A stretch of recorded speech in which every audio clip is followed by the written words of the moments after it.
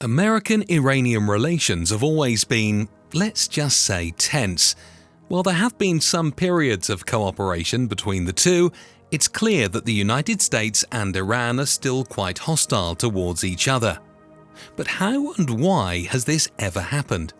Is Iran's and America's poor relationship going to be the center of the next World War? Well, first, to even understand the current tensions between the two countries, we need to journey back through key historical events that have shaped this relationship to what it is today. The journey begins in the early 20th century, when Iran was navigating its position in a world dominated by empires. It was during this time that the United States first entered Iran, planting seeds for what would eventually become a deeply complicated relationship. As we move through this timeline full of covert operations, wars, revolutions, and bold diplomatic gambles, we will uncover the layers that make up the tangled relationship between the United States of America and the Islamic Republic of Iran. In the early 20th century, Iran was caught between the British Empire to the south and Russia to the north. While the country maintained its sovereignty, it was under heavy influence from these powerful neighbors who sought control over its vast resources. As the Iranian government sought an ally free from colonial ambitions, the United States emerged as a potential partner. The discovery of oil in Iran in 1908 marked a significant shift.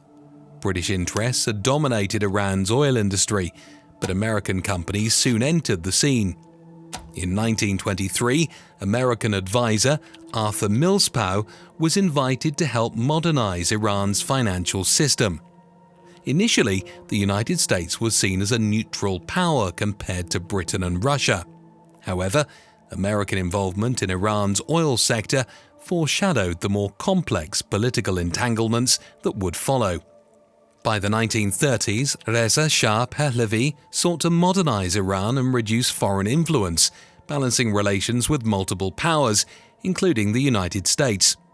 American oil companies gradually became involved in oil concessions, and the US supported Iran's efforts to resist Soviet and British encroachment.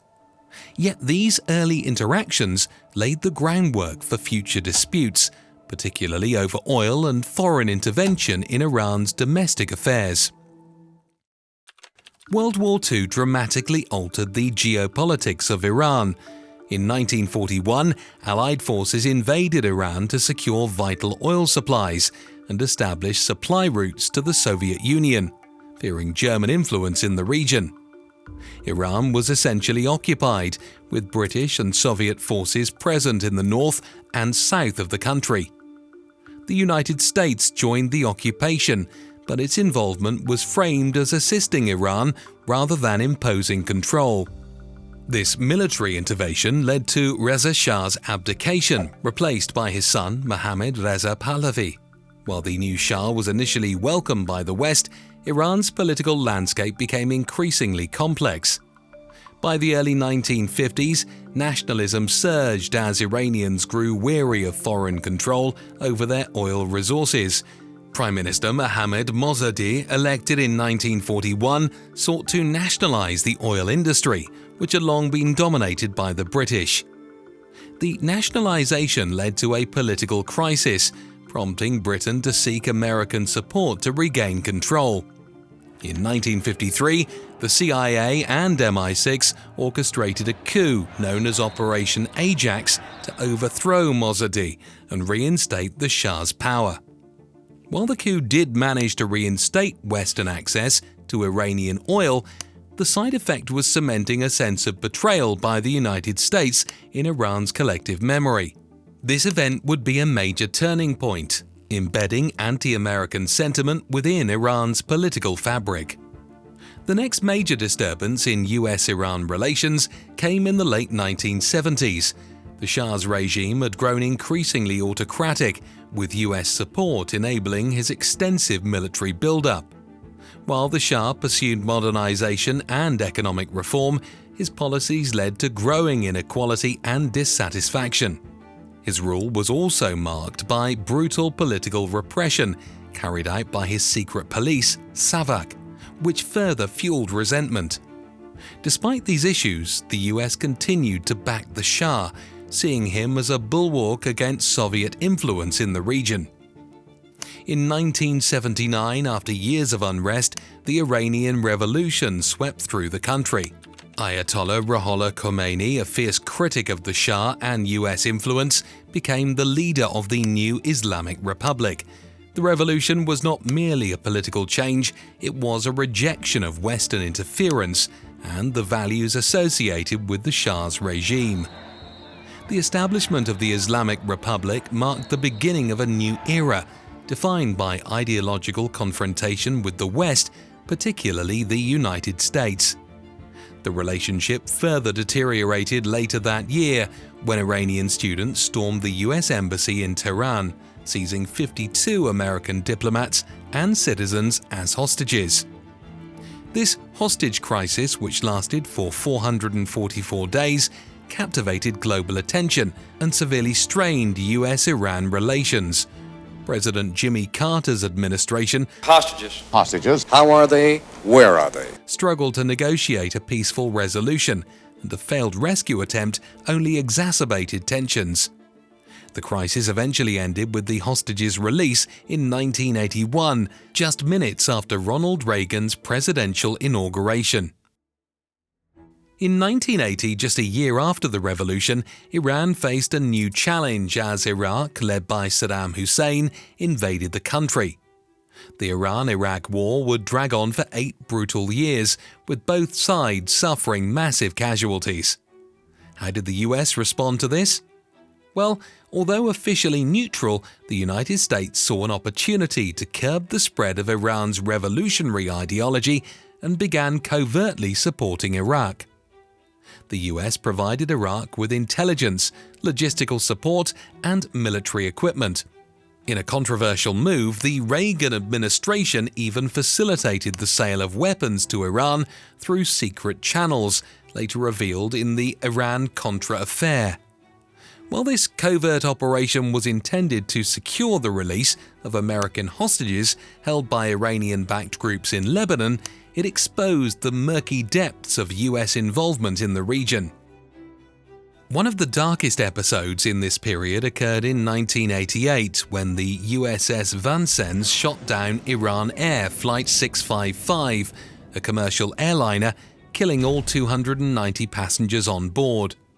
While the United States claimed it was a tragic mistake, the incident of course only deepened anti-American sentiment in Iran. The war finally ended in a stalemate, leaving Iran's economy devastated and its people further embittered toward the United States and the West. After the Cold War, new dynamics emerged in the US-Iran relations, particularly around Iran's nuclear ambitions. In the 1990s, Iran pursued nuclear energy, a program it claimed was for peaceful purposes. However, by the early 2000s, the United States and its allies became increasingly concerned that Iran was secretly developing nuclear weapons capabilities. These concerns led to a diplomatic standoff, with Western powers imposing a series of economic sanctions on Iran, aiming to pressure it into compliance.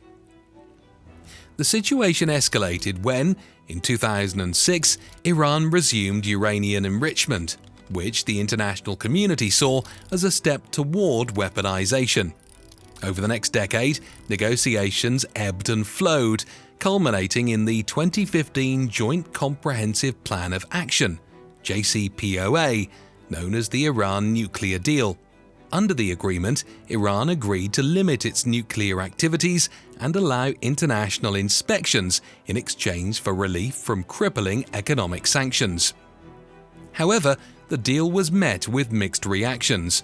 While it was hailed by some as a diplomatic breakthrough, others, including some in the US and Iran, viewed it with skepticism. In 2018, President Donald Trump withdrew the United States from the deal, reinstating severe sanctions and adopting a maximum pressure strategy. This move reignited tensions with Iran, gradually rolling back its commitments under the JCPOA and expanding its nuclear activities. Now let's dive deeper into the past few years.